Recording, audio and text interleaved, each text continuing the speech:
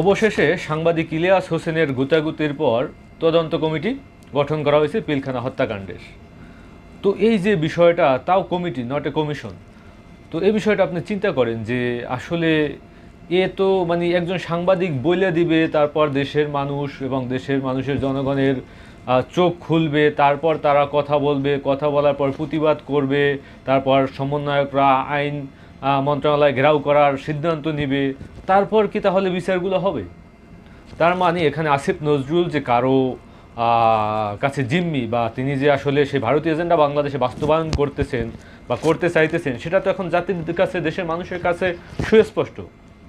তো এখন কি ওনার পদত্যাগ করা উচিত না? উনি এখনও যদি পদত্যাগ না করেন, উনি কবে পদত্যাগ করবেন? ওনার কি ন্যূনতম লজ্জা বোধ কাজ করে না ওনার ভিতরে? বাংলাদেশের 90% মানুষ চাইতেছে আসিফ নজরুলের পদত্যাগ, সে জায়গায় উনি এখনও নির্লজ্জ বেহায়া মতো বসে আছেন।